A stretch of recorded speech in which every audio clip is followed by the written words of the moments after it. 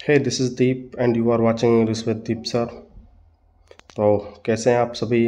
आशा करता हूँ आप सभी अच्छे होंगे, ठीक ठाक होंगे। तो आज हम पढ़ने वाले हैं how to tell wild animals. इसकी एक्सप्लेनेशन मैं पहले ही करा चुका हूँ, वो आपको यूट्यूब चैनल की प्लेलिस्ट में मिल जाएगी, वो अवेलेबल है वहाँ पे। आज हम इस पोएम के क्वेश्चन आंसर देखने वाले हैं। तो पोएम है, कौन सी है?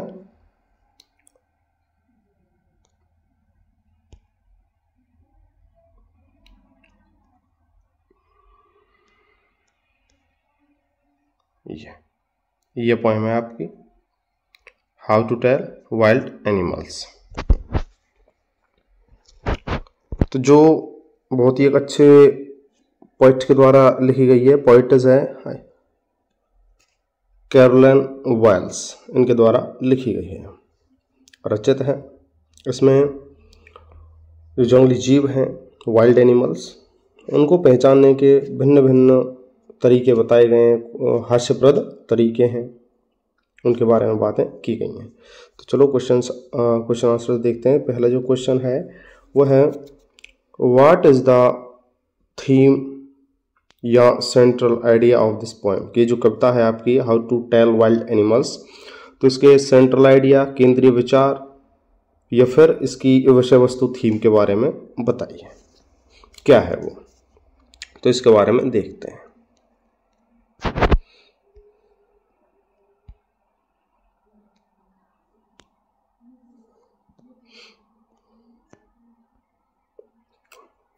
तो स्टार्ट कैसे करना है, ये थीम या सेंट्रल आइडिया मैसेज पूछे, सीधा है according to the beautiful poem, खूबसूरत बहुत ही सुंदर पोएम के अनुसार।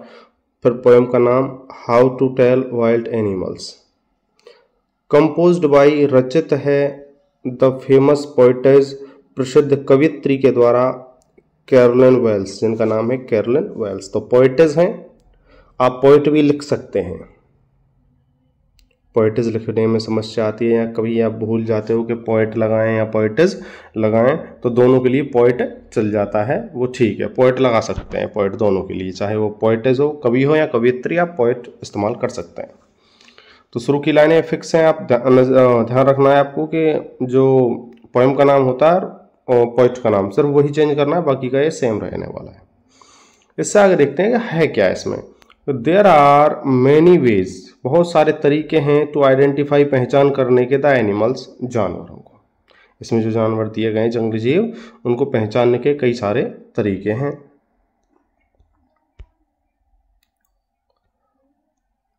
The poem has sense of humour. Sense of humour का मतलब क्या होता है? सेंस मीन्स भाव और ह्यूमर मीन्स हास्य। तो जो ये पोएम है उसमें हास्य का भाव है, हास्य भाव है। द पोएटेस, कवियत्री, इंट्रोड्यूसेस, बताती है। इंट्रोड्यूस मतलब क्या होता है? बताना, परिचय करवाना। द वाइल्ड एनिमल्स, किनका? जंगली जीवों का। ह्यूमरसली, कैसे? हास्यप्रद तरीके से। तो जो इसकी पोएटेस है कैरोलिन वेल्स, वो जंगली जीवों को और हास्यप्रद तरीके से बताती है। सी गिव्स प्लेफुल डिस्क्रिप्शन, वो एक अच्छा डिस्क्रिप्शन देती है। डिस्क्रिप्शन मीन्स क्या होता है? वर्णन। डिस्क्रिप्शन क्या होता है? वर्णन। प्लेफुल, कि जो बोर ना लगे, उबाऊ ना लगे कि भाई ये जंगली जीव हैं, तो भय वाली बात हो नहीं, हंसी मजाक के जरिए। ऑफ लॉयन, अब उसको किस किस का वर्णन देती है? लॉयन का, टाइगर का, लियोपर्ड है, बियर है, क्रोकोडाइल है, हाइना है, एंड कमेलियन है।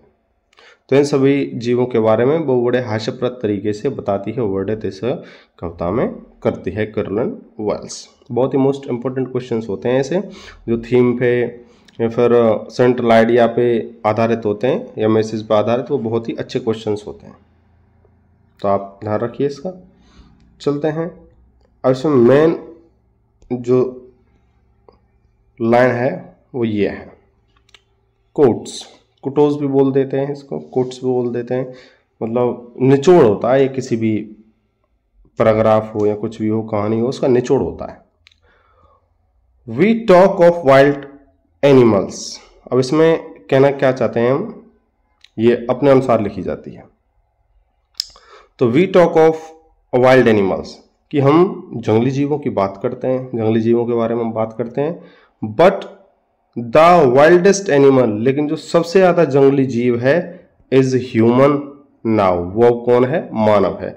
जंगली जीव तो जंगली जीव हैं ही, वो तो जैसे हैं उनकी वो प्रकृति है ही, लेकिन आज के समय में जो मानव है वो उनसे भी बड़ा क्या बन गया है?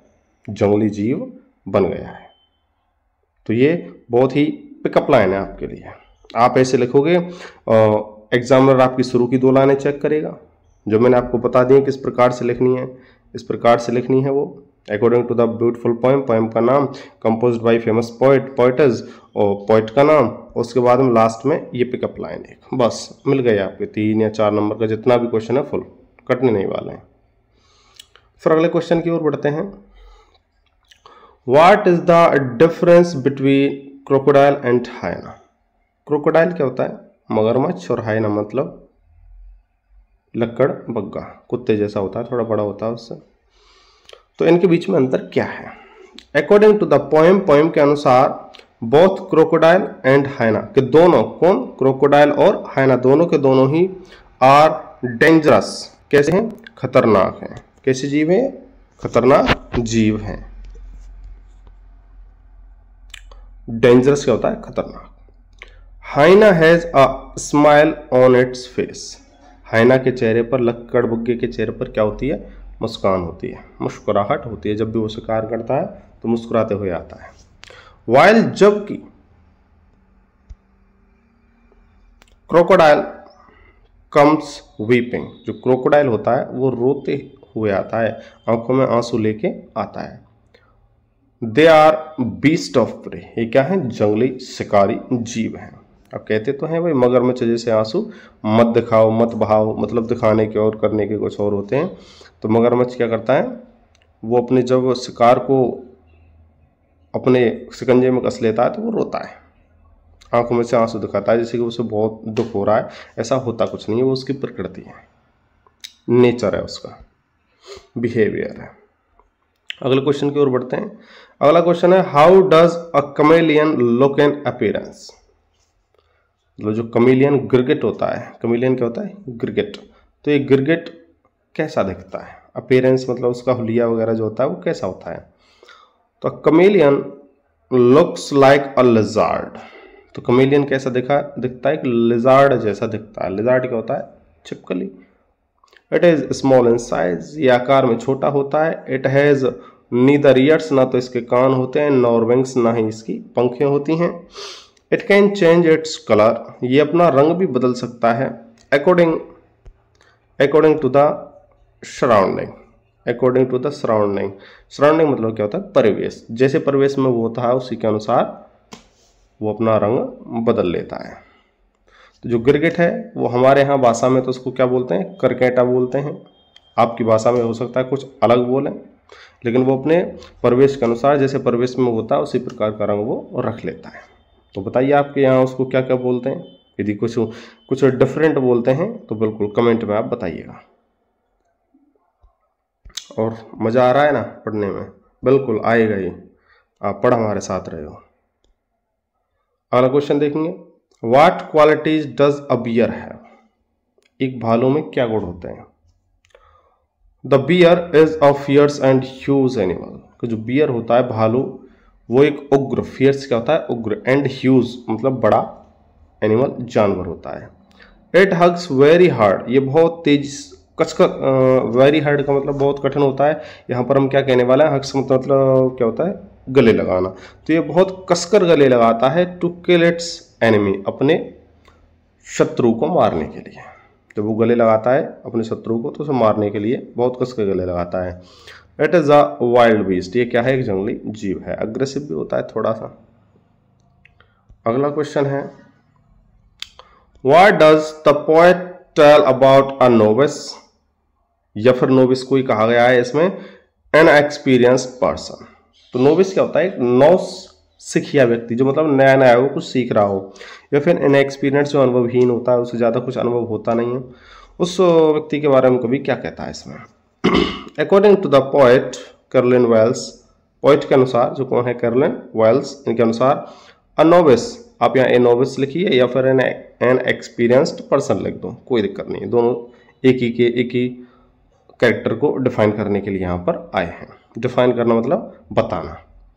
तो नोविस एक नौसिखिया व्यक्ति can not make a difference, अंतर स्पष्ट नहीं कर पाता है, वो अंतर या भेद नहीं कर पाता है बिटवीन हाइना एंड क्रोकोडाइल, हाइना और क्रोकोडाइल के बीच में, अर्थात लकड़बग्घे और मगरमच्छ के बीच में वो अंतर नहीं कर पाता है। ही गेट्स वेरी कंफ्यूज्ड, वो क्या हो जाता है, बहुत ही ज्यादा कंफ्यूज हो जाता है, उलझ जाता है, उलझनग्रस्त हो जाता है जो नया व्यक्ति होता है, नौसिखिया होता है। आगे क्वेश्चन की ओर चलते हैं। Why are all animals called the beast of prey in this poem? कैसे कविता में जो जानवर हैं उन सभी जानवरों को बीस्ट ऑफ प्रे क्यों कहा गया है, शिकारी जानवर क्यों कहा गया है? तो समझते हैं पहले बीस्ट क्या शब्द है, बीस्ट का मतलब क्या होता है। तो beast is a wild animal, तो बीस्ट आता है यहाँ इस पोएम में एक जंगली जीव के लिए। दैट किल्स अदर्स, जो दूसरों को मार देता है, वो जीव जो दूसरों को मार देता है वो बीस्ट होता है। यदि हम बीस्ट का प्रयोग किसी पर्सन के लिए करें तो बीस्ट का मतलब होगा वो व्यक्ति जिसका हृदय कोमल ना हो, मतलब हार्ड हार्टेड मैन हो, कठोर हृदय वाला व्यक्ति हो, जो प्यार मोहब्बत ना करता हो एक दूसरे व्यक्ति से, किसी से, और हर समय कैसा रहता है, गुस्से में रहता है, तो वो बीस्ट बोल सकते हैं हम इसको। यहाँ ज़्यादा पावर हो उसमें बहुत ज़्यादा, तो वो बीस्ट होते हैं। यहाँ पर जानवरों के लिए आया है बीस्ट। ऑल दीज एनिमल्स, ये सभी जीव, किल अदर्स, दूसरों को मारते हैं। ये जो पोएम में है सभी जीव वो दूसरों को मारते हैं। टू गेट फूड, भोजन प्राप्ति के लिए। दे किल, वो मारते हैं, सो दैट, ताकि, they can survive in the forest. Survive means क्या होता है, जीवित रहना। तो दे कैन सर्वाइव, वो जीवित रह सकें इन द फॉरेस्ट, जंगल में। यदि जंगल में खाना तो रोटी वगैरह तो होती नहीं हमारी तरह, वो क्या करते हैं एक दूसरे को जंगली जीव मार के ही खाते हैं, तभी तो भोजन प्राप्त होता है उनको, तभी वो जी पाते हैं। तो ऐसा करने के लिए वो बाध्य होते हैं। Animals like lion, tiger, leopard and bear, जानवर जैसे शेर है, बाघ है, तेंदुआ है, भालू है, आर बीस्ट, ये क्या है, शिकारी जीव हैं, ये बीस्ट है। तो ये आपके 6 मोस्ट इंपोर्टेंट क्वेश्चन हैं इस पोएम से। तो कैसी लग रही हैं आपको ये पोएमें? इनके बारे में फुल एक्सप्लेनेशन मैं आपको पहले दे ही चुका हूँ। YouTube channel English with Deep sir की प्लेलिस्ट में जाइए, वहाँ पर आपको सीक्वेंस वाइज पोएम, उसके बाद में तुरंत फॉलोड अप क्वेश्चन आंसर्स मिल जाएंगे। तो बिल्कुल तैयारी कीजिए, समय बहुत कीमती है और बहुत ही कम बचा है अब आपके पास, तो जुड़ जाइए इस चैनल के साथ में। यदि आपको आपके नंबर 95 प्लस में पहुंचाने हैं तो बिल्कुल this is the correct platform to you, ये आपके लिए बहुत ही अच्छा प्लेटफॉर्म है। तो बेस्ट ऑफ लक, मिलते हैं नेक्स्ट वीडियो में।